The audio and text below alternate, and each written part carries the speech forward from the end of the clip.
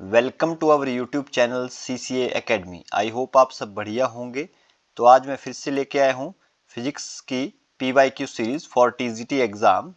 तो चलिए स्टार्ट करते हैं फर्स्ट क्वेश्चन से। हाँ जी, तो फर्स्ट क्वेश्चन में दिया गया है the resistance of wire is 5 ohm at 50 degrees Celsius and 6 ohm at 100 degrees Celsius. The resistance of wire at 0 degree Celsius is। तो बोला गया है 50 डिग्री सेल्सियस पे किसी रजिस्टर की रेजिस्टेंस जो है 5 ओम है और 100 डिग्री सेल्सियस पे 6 ओम है। तो 0 डिग्री सेल्सियस पे कितनी होगी? ओके, तो इस क्वेश्चन को करने के लिए आपको एक फॉर्मूला पता होना चाहिए कि जो आर रहता है वो किसके इक्वल रहता है, R naught 1 plus alpha delta T. Okay, alpha यहाँ पे कोएफिशिएंट ऑफ रेजिस्टेंस है, तो ये आपने याद रखना है फॉर्मूला। अब यहाँ पे देखिए, अगर मैं वैल्यू पुट करूंगा 5 ओहम पे आर नॉट तो हमें पता नहीं है, 1 प्लस अल्फा का भी पता नहीं है, यहाँ पे डेल्टा टी टेम्परेचर जो है वो कितना है 50। ओके, तो यहाँ पे आपके पास डेल्टा टी दी गया है 50, तो इसको बोलिए इक्वेशन फर्स्ट। वैसे ही दूसरी इक्वेशन आ जाएगी 6 is equal to 1 plus alpha 100 equation 2। Okay, तो यहाँ से अब आपके पास क्या आ जाएगा यहाँ पे, हाँ जी, यहाँ से आपके पास क्या आ जाएगा, अगर आप इसको करेंगे तो इक्वेशन 2 को डिवाइड करेंगे 1 से, तो क्या आएगा 6/5 is equal to R naught 1 plus alpha into 100 upon में R naught 1 plus alpha into 50। Okay, तो इसको सॉल्व जब करोगे आप, तो यहाँ से आपके पास जो अल्फा निकल के आएगा, जो अल्फा आ जाएगा 1/200। ओके, अल्फा जो यहाँ से निकल के आएगा वो आएगा 1/200। अब इस अल्फा की वैल्यू को आप इक्वेशन 1 या इक्वेशन 2 में जब पुट करोगे, तो यहाँ से आपके पास जो आर नॉट निकल के आएगा, ओके, इस अल्फा की वैल्यू को आप या तो इक्वेशन 1 में पुट कर लीजिए या 2 में पुट कर लीजिए। ओके, तो यहाँ से आर नॉट की वैल्यू फिर जो आएगी आपके पास वो आएगी 4 ओहम। ओके, तो 0 डिग्री सेल्सियस पे जो आपका आंसर रहेगा वो रहेगा 4 ओहम। ओके, क्लियर हुआ यहाँ तक? नेक्स्ट क्वेश्चन में बोला गया है, हाँ जी, if length of wire is double its conductance will be. हाँ जी, तो कंडक्टेंस क्या हो जाएगी अगर लेंथ ऑफ वायर की लेंथ को डबल कर दिया जाए? तो आपको पता होना चाहिए कि जो G रहता है आपका, कंडक्टेंस को G से नोट करते हैं तो वो रहता है 1/R, रेसिप्रोकल रहता है रेजिस्टेंस के। अब रेजिस्टेंस का फॉर्मूला आपने पता है आपको, रेजिस्टेंस किसके ऊपर डिपेंड करती है, तो ρL/A। ओके, तो अगर ये वैल्यू आप यहाँ पे पुट करोगे तो ये आपके पास आ जाएगा यहाँ पे 1/, हाँ जी, ρL यहाँ पे आ जाएगा और A आपका ऊपर यहाँ पे चला जाएगा। क्लियर? तो अब यहाँ पे अगर आप बोल रहे हो, मान लो स्टार्टिंग में आपके पास कंडक्टेंस ये है, ये इक्वेशन 1 आ गई। अब सेकंड टाइम क्या हुआ कि आपने लेंथ को डबल कर दिया, तो लेंथ को डबल कर दिया तो रो इंटू 2L, तो G डैश को आप लिख सकते हो 1/2 और साथ में A/ρL, इसको क्या लिखोगे, ये है आपका इक्वेशन 1 से आपको वैल्यू पुट कर दोगे तो G डैश आपके पास आ जाएगा 1/2 साथ में G। तो जो न्यू कंडक्टेंस होगी वो क्या हो जाएगी, हाफ हो जाएगी, मतलब हैवल्ट हो जाएगी। तो ऑप्शन डी यहाँ पे आपका राइट रहेगा। ओके, क्लियर हुआ? अब नेक्स्ट क्वेश्चन की तरफ चलते हैं। तो नेक्स्ट क्वेश्चन में बोला गया है two cell of 1.25 volt and 0.75 volt are connected in parallel, the effective voltage will be. तो इफेक्टिव वोल्टेज कैसे निकालेंगे, अगर दो सेल को पैरेलल में कनेक्ट किया गया है तो आपने याद रखना है यहाँ पे कि इफेक्टिव जो पोटेंशियल रहेगा या इफेक्टिव वोल्टेज रहेगी वो रहेगी V1 माइनस V2। तो इसको माइनस करेंगे डायरेक्ट, 1.25 माइनस 0.75, तो ये आपके पास आएगा 0.5 वोल्ट। ओके, तो ऑप्शन आपका डी यहाँ पे करेक्ट रहेगा। ओके, नेक्स्ट क्वेश्चन में बोला गया है, हाँ जी, the time period of a charge particle undergoing a circular motion in uniform magnetic field is independent of its, हाँ जी, जो टाइम पीरियड रहता है किसी पार्टिकल का, चार्ज पार्टिकल का सर्कुलर मोशन में, ठीक है, जब वो यूनिफॉर्म मैग्नेटिक फील्ड में है तो वो किसके ऊपर डिपेंड नहीं करता है, इंडिपेंडेंट किसके है, या किसके ऊपर डिपेंड नहीं करता है। तो मास पे डिपेंड नहीं करता है, स्पीड पे डिपेंड नहीं करता है, या चार्ज पे, या मैग्नेटिक इंडक्शन पे।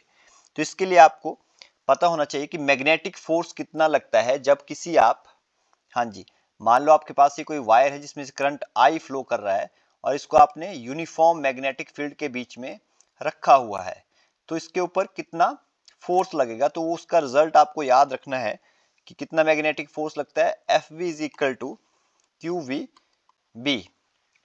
क्लियर, यहां से आपको याद रखना है। और यहाँ पे सर्कुलर मोशन में अंदर वाली साइड को एक फोर्स लगता है, सेंट्रीपिटल फोर्स, तो यहाँ पे भी हम वो भी लेके चलेंगे, तो उसको भी हमने बोल दिया F V is equal to M V square upon R. R यहाँ पे रेडियस है, तो इन दोनों इक्वेशन से आपको क्या मिल जाएगा, अगर आप इनको इक्वल करोगे तो Q V B is equal to M V square upon R. तो यहाँ से आप v से v एक कैंसिल हो जाएगा, यहाँ से अगर आप क्या निकाल लोगे, r निकाल लोगे, तो r आपके पास आ जाएगा M V upon Q B.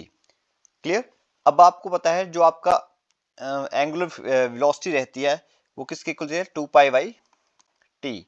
तो यहाँ से t निकालोगे तो t किसके इक्वल आ जाएगा, t is equal to 2 pi by omega. Okay, 2 pi by omega, और ओमेगा को भी अगर आपको पता होगा, ओमेगा को आप लिख सकते हो लीनियर वेलोसिटी के टर्म में वी आर, ठीक है, या ओमेगा इज इक्वल टू, इसका रिलेशन था v is equal to omega R, ये रिलेशन है यहाँ से। तो यहाँ से आप क्या निकाल लीजिए, हाँ जी, यहाँ पे आप 2 अपॉन वी ओमेगा, v की वैल्यू ओमेगा की जगह आप रखोगे v अपॉन आर, तो v और r आपका ऊपर चला जाएगा यहाँ पे। क्लियर, अब ये जो r की वैल्यू आपने ऊपर निकाली है, ये वैल्यू आप यहाँ पे पुट कर दोगे, तो आपके पास टाइम पीरियड जो निकल के आएगा वो आएगा आपके पास 2 pi m divide by Q B. तो ये टाइम पीरियड निकल के आएगा, ये रिजल्ट याद रखना है, टाइम पीरियड कितना रहता है, तो ये रिजल्ट याद रखिए यहाँ से। Okay, 2 pi m Q B.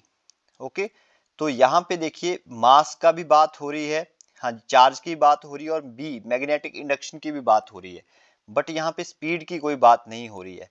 तो इस क्वेश्चन का जो इंडिपेंडेंट किसके रहेगा टाइम पीरियड, तो वो रहेगा स्पीड के। क्लियर, तो ये आपको रिजल्ट याद रखना है आपको, ये जो ऐसे ये रिलेशन है, ये किसके बीच में रिलेशन है, ये वाला रिलेशन, तो लीनियर वेलोसिटी और एंगुलर वेलोसिटी के बीच में।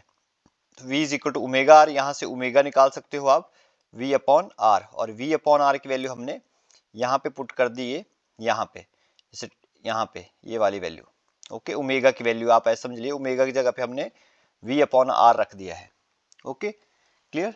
नेक्स्ट क्वेश्चन में बोला गया है, हाँ जी, the magnetic dipole moment of a diamagnetic atom is, हाँ जी, मैग्नेटिक मोमेंट कितना रहेगा डाई एटॉमिक एटम के लिए।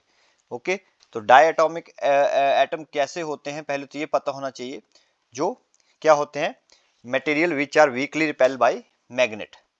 डायमैग्नेटिक कैसे होते हैं, डायमैग्नेटिक मटेरियल ये कैसे होते हैं आपके पास, which weakly repel by the magnet. Okay, तो वो कौन से हुए आपके, हाँ जी, वो सारे क्या हुए आपके डायटोमिक एटम। तो डायटोमिक एटम के केस में जो यहाँ पे रहेगा, हाँ जी, वो रहेगा आपके पास, यहाँ पे ऑप्शन दिए गए हैं equal to 0, equal to 1, much greater than 1, या बिटवीन 0 एंड 1। तो इसका जो राइट आंसर रहेगा यहाँ पे वो रहेगा इक्वल टू 0। तो नेट जो यहाँ पे रहेगा मैग्नेटिक मोमेंट वो 0 के इक्वल रहेगा। ओके, नेक्स्ट क्वेश्चन में बोला गया है, हाँ जी, cyclotron is used to accelerate electron, neutron, positive ions, negative ions. हाँ जी, तो साइक्लोट्रॉन जो है एक डिवाइस है जो किसके लिए यूज करते हैं, use to accelerate positively charge particle, तो ये याद रखेंगे, साइक्लोट्रॉन एक डिवाइस है जो किसके लिए यूज होता है, पॉजिटिवली चार्ज पार्टिकल को एक्सेलरेट करने के लिए, ठीक है। किसके लिए यहाँ पे यूज करते हैं इस पॉजिटिवली, इस हाईली एक्सेलरेटेड पार्टिकल का कहाँ पे यूज करते हैं, तो न्यूक्लियर रिएक्शन में या न्यूक्लियर डिसइंटीग्रेशन करनी हो तो वहां पे इसका यूज किया जाता है। तो देखिए charge part, positively charge particle, तो इसका ऑप्शन जो है आपका सी यहाँ पे करेक्ट रहेगा। ओके, अब ये इलेक्ट्रॉन को नहीं करेगा क्योंकि इलेक्ट्रॉन के ऊपर क्या होता है, नेगेटिव चार्ज होता है, ठीक है। तो आपको ऐसे आ जाए कि इलेक्ट्रॉन को एक्सेलरेट कर पाएगा साइक्लोट्रॉन, तो नहीं, क्योंकि सिर्फ पॉजिटिवली चार्ज पार्टिकल को ही एक्सेलरेट करेगा। ओके, न्यूट्रॉन को भी नहीं करेगा और नेगेटिव आयंस को भी नहीं करेगा। Okay, clear. नेक्स्ट क्वेश्चन में बोला गया है an electromagnet uses steel core, nickel core, copper core या सॉफ्ट आयरन कोर। हाँ जी, जो इलेक्ट्रोमैग्नेट है वो किसका यूज करता है, उसके में किसका यूज होता है, स्टील कोर का यूज होता है, निकल कोर का यूज होता है, कॉपर कोर का या सॉफ्ट आयरन कोर का। तो इलेक्ट्रोमैग्नेट बनता कैसे है, तो पहले तो ये पता होना चाहिए आपको। तो जैसे कि आपके पास ये एक सर्किट है, यहाँ पे आपने एक सोलेनॉइड लिया है, इस तरह से आपने एक सोलेनॉइड लिया है यहाँ पे। अब क्या हुआ, इसके बीच में आपने एक फेरोमैग्नेटिक मटेरियल, ठीक है, एक फेरोमैग्नेटिक मटेरियल रखा। Ferromagnetic material are those material which are strongly attracted by the magnet, which is strongly attracted by the magnet, ठीक है। फेरोमैग्नेटिक मटेरियल कैसे होते हैं, जिनको मैग्नेट बहुत ज्यादा अट्रैक्ट करता है, जैसे कि आपका आयरन हो गया। ओके, तो हमने एक रख लिया यहाँ पे, ये जो आपने इसके अंदर मटेरियल रखा है कैसा होता है, तो ये होता है आपका सॉफ्ट आयरन कोर। कैसा होता है ये, सॉफ्ट आयरन कोर। और इलेक्ट्रोमैग्नेट कैसे बनता है, तो जैसे ही आप यहाँ पे क्या करोगे, हाँ जी, की को क्लोज करोगे, यहाँ पे की को क्लोज करोगे तो क्या होगा, यहाँ पे करंट जलेगा, इस वायर में से करंट फ्लो करेगा। करंट के फ्लो करने से मैग्नेटिक फील्ड बनेगी चारों तरफ, और मैग्नेटिक फील्ड जो है इसके अंदर से, इस जो आपका सॉफ्ट आयरन कोर है इसमें से पास करेगी और इसमें मैग्नेटिक प्रॉपर्टी को इंडल्ज कर देगी। जैसे इस फेरोमैग्नेटिक मटेरियल को बाहर लेके आओगे तो किसकी तरह बिहेव करना स्टार्ट कर देगा, एक मैग्नेट की तरह। तो इलेक्ट्रिसिटी की हेल्प से जो मैग्नेट बनाया जाएगा उसको ही क्या बोलते हैं, इलेक्ट्रोमैग्नेट। ओके, क्लियर हुआ। अब नेक्स्ट क्वेश्चन की तरफ चलते हैं। तो नेक्स्ट क्वेश्चन में बोला गया है, हाँ जी, the angle of dip at the magnetic equator is, the angle of dip at magnetic equator is, तो कितना रहता है एंगल, तो 0 डिग्री रहता है, 90 डिग्री रहता है, 180 डिग्री रहता है या 45 डिग्री रहता है। तो याद रखिए यहाँ पे जो एंगल रहता है वो कितना रहता है, 0 डिग्री 0 डिग्री रहता है, ठीक है। एंगल ऑफ डिप जो रहेगा मैग्नेटिक इक्वेटर पे वो रहेगा 0 डिग्री। Okay, clear.